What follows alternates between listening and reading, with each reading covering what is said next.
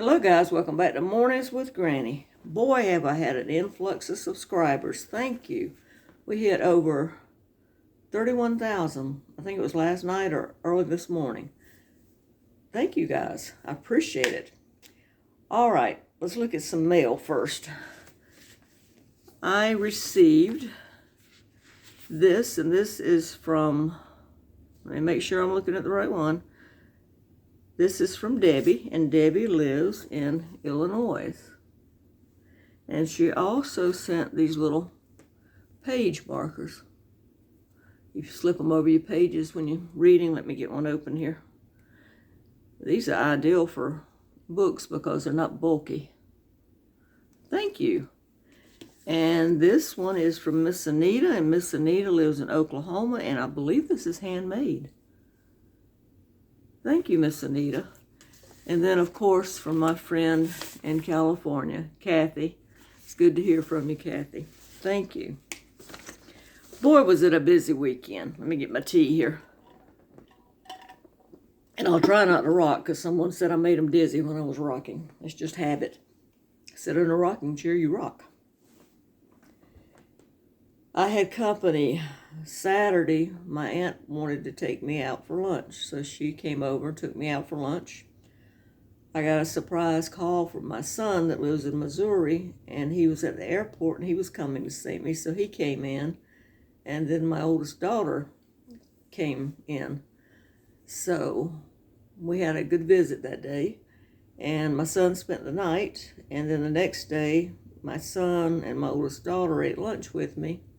And then she had to go home because my granddaughter-in-law, I think I'm saying that right, my grandson's wife, she was coming in.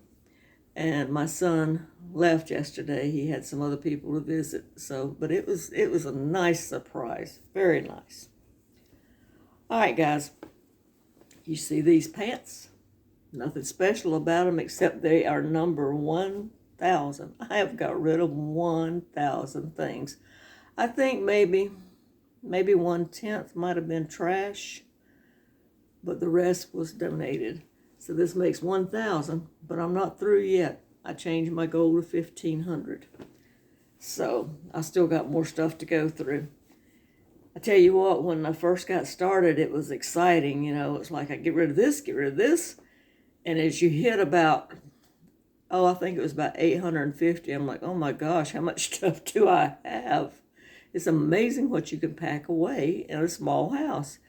And you really don't need it. I mean, we have so much stuff we think we need, but we don't need it.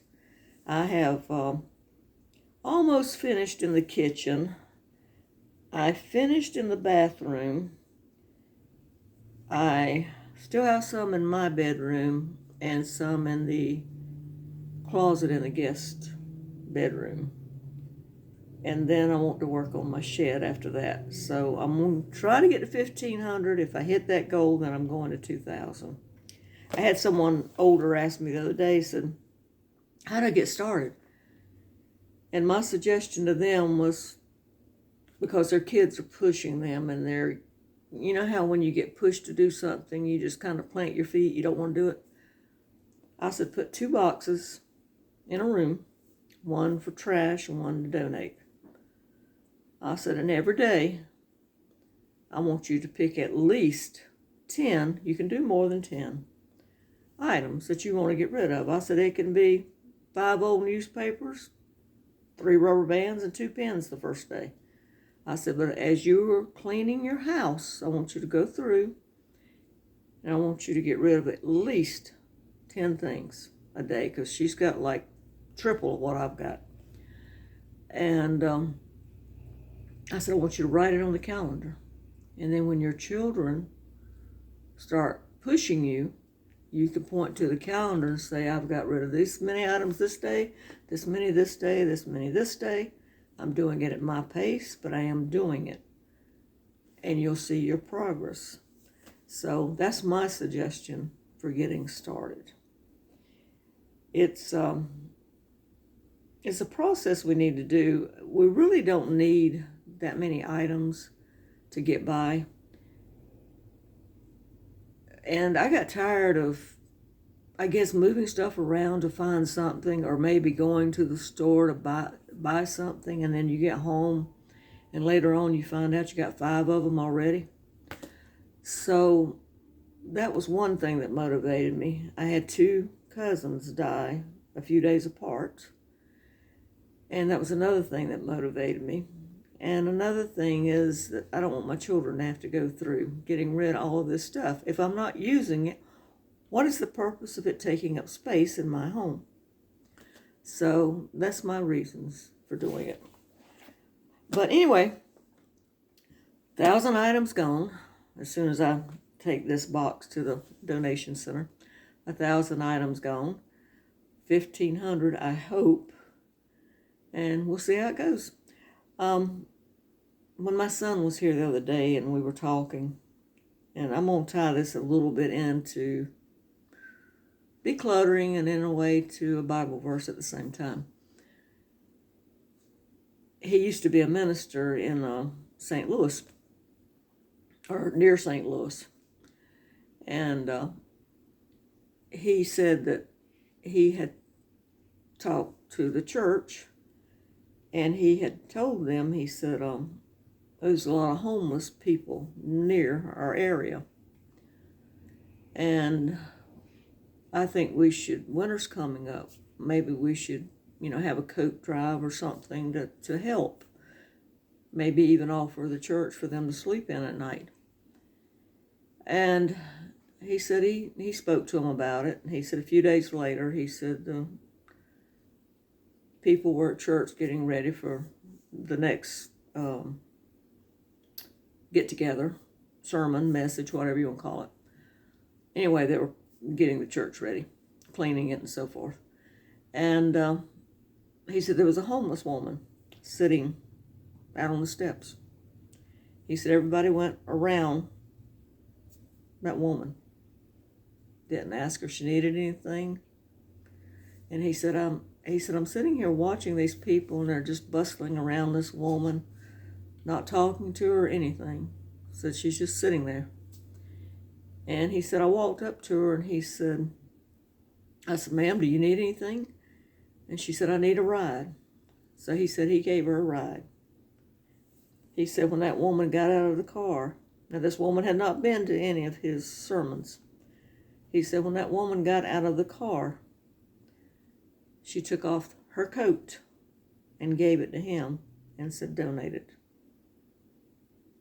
He said, I found that to be inspiring and unusual at the same time. He said, because this woman had not heard what I was talking about in church.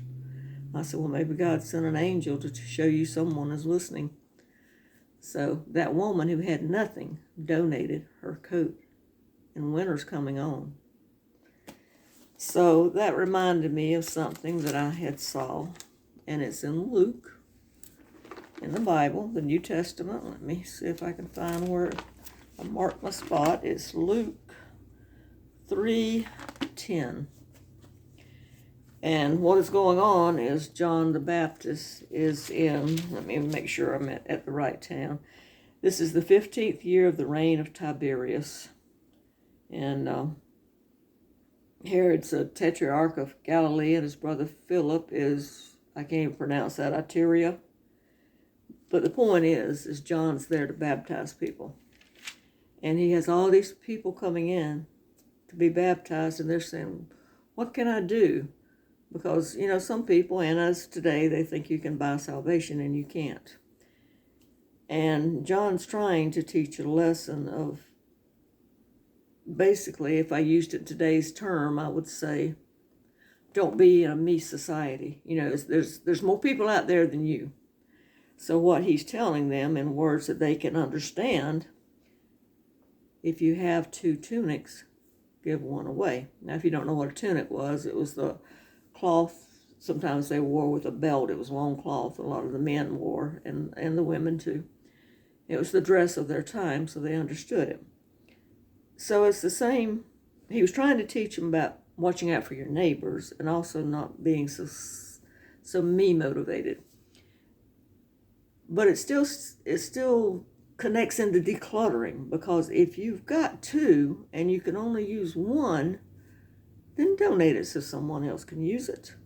Don't just keep it sitting there gathering dust and you just keep moving it around just in case you might need it.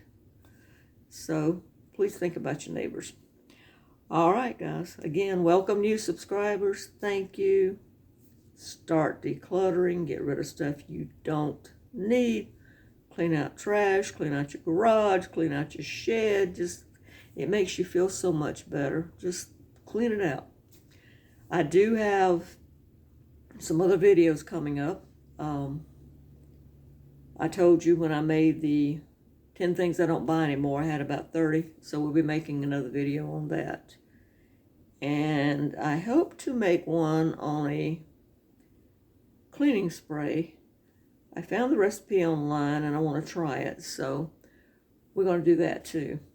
But anyway, you guys have a blessed day. Give this a thumbs up and don't forget to subscribe. Bye-bye.